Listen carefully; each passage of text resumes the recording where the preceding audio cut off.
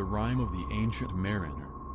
English poet Samuel Taylor Coleridge penned The Rime of the Ancient Mariner in 1798, where it anchors the dawning of the Romantic era of literature.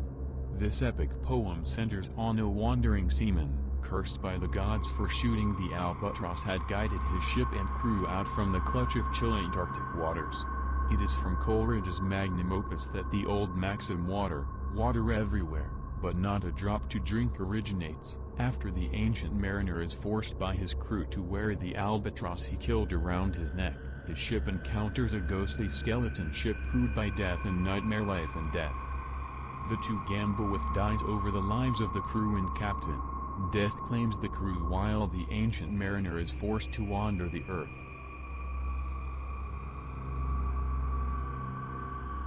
The Mary Celeste. One of the most famous actual ghost ships, ghostly at least, is the Mary Celeste, a 282-ton brigantine merchantman built in 1861. The Mary Celeste left New York City on November 5, 1872, on what would be her fateful final voyage. Exactly 1 month later, sailors on the De Gracia spied the Mary Celeste in the eastern Atlantic Ocean heading in the direction of the Strait of Gibraltar. Aside from the several torn sails and a missing lifeboat, what it was without was a captain and crew. To this day, the exact reason for the disappearance of the Mary Celeste's complement is unknown. Theories center on the cargo, 1,701 barrels of commercial alcohol of which 9 barrels were empty. Rumors that hot tea was found in the ship's galley have been discounted, though the Mary Celeste did have a full 6 months' worth of food and water aboard when discovered.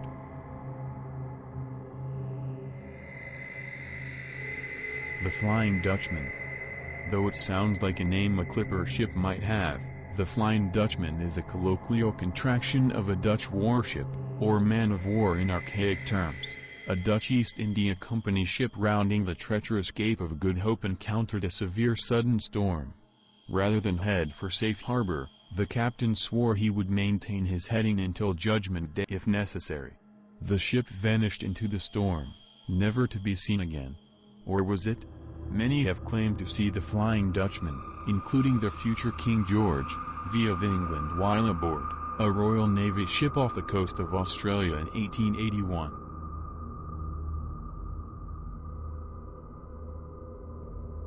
The Carolet Deering. Think mysterious ghost ships are exclusive to the 19th century? The Carolet Deering begs to differ.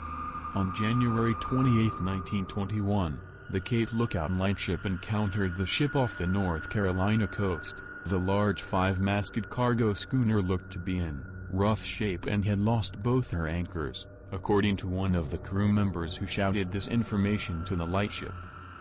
3 days later, the Deering ran aground on Cape Hatteras Diamond Shoals with nary a soul aboard.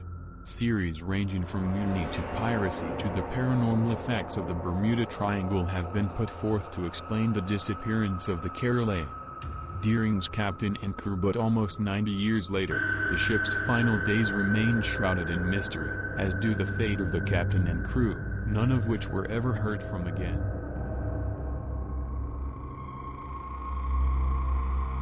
One-Eyed Willie's ship from the Goonies. Ghost ships aren't always mysterious or frightening, just ask the Goonies. One of the best-loved movies of the 80s, Goonies, featured a group of kids who found an old treasure map and followed it into an amazing adventure full of crooks, treasure and pirates. Especially pirates such as One-Eyed Willie, who guarded his ship and his treasure long after he and his crew had walked the big plank in the sky. The climactic scene in the Goonies involves the gang escaping from both the evil Fratellis and One-Eyed Willie's subterranean, booby-trapped ship, which, thanks to the pirate captain's ancient engineering, sails itself out into the ocean. The Octavius. One of the oldest legendary ghost ships is the Octavius. The story goes, the Octavius was said to return to England with a cargo of trade goods from the Far East.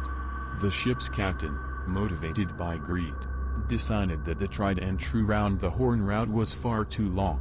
His rudimentary maps revealed a more direct route, straight across the fabled Northwest Passage. The key word here is fable. The Octavius wasn't seen again until October 11, 1775, when the Herald, an Atlantic whaling ship, came across the Octavius drifting off the coast of Greenland. Sailors from the Herald boarded the Octavius only to find the crew dead and the captain sitting at his desk, frozen solid. The captain was in the midst of writing an entry into the ship's log dated 1762. Though the Octavius had accomplished the impossible by sailing the Northwest Passage, the captain's desire for a speedy homecoming was, well, somewhat less successful. The Baikimo. The Baikimo may not be exactly ghostly, but its staying power has been nothing short of supernatural. Built in Sweden in 1914 and boasting a steel hull, resupplying the Hudson Bay Company's far-flung northern outposts. In 1931, however, the Baikimo's luck ran out as the Arctic ice pack moved in, locking the hardy steamer in an icy grip. Fearing the ship would be crushed, the captain and crew abandoned her. But the Baikimo didn't sink. It stayed afloat season in and season out, for decades. In March of 1962 it was seen drifting in open water along the Beaufort Sea coast, and in 1969 it was spotted again, frozen in pack ice. No sightings have been reported since then, so perhaps the Baikimo has finally, as they say, given up the ghost.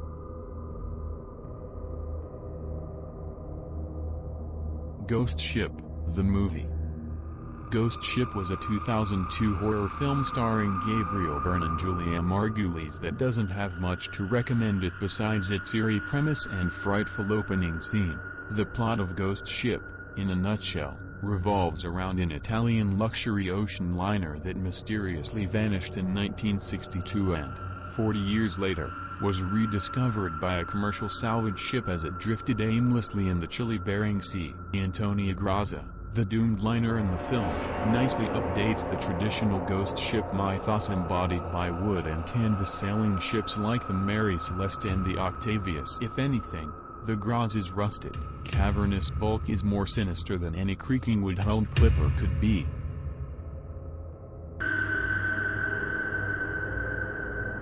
Cause 2.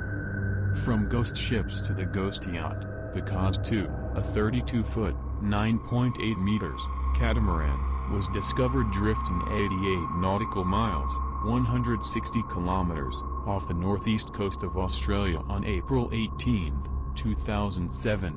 No one was aboard and there were no indications of why the three-man crew was missing, how they left, or where they might have gone.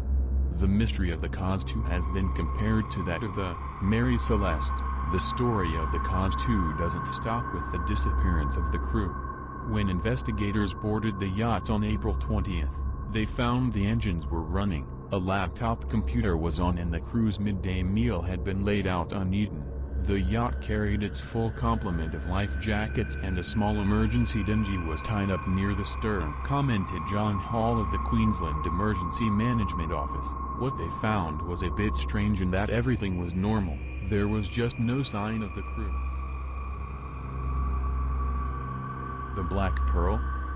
Fans of Disney's Pirates of the Caribbean film series are quite familiar with the Black Pearl, Captain Jack Sparrow's black-sailed pirate ship which was raised from the ocean depths by Davy Jones in return for Sparrow's soul. For many, the Black Pearl is the archetypical ghost ship, usually seen surrounded in night mists and crewed by undead pirates, cursed by their theft of gold coins from the chest of Cortez. The Black Pearl was said to be the only ship as what can outrun the Flying Dutchman, thus linking it to the long and storied history of the world's most legendary ghost ships. The film series producers also called up other long-standing legends of the sea, such as the monstrous kraken that swallows Jack Sparrow and sinks the Black Pearl at the climax of Pirates of the Caribbean, Dead Man's Chest.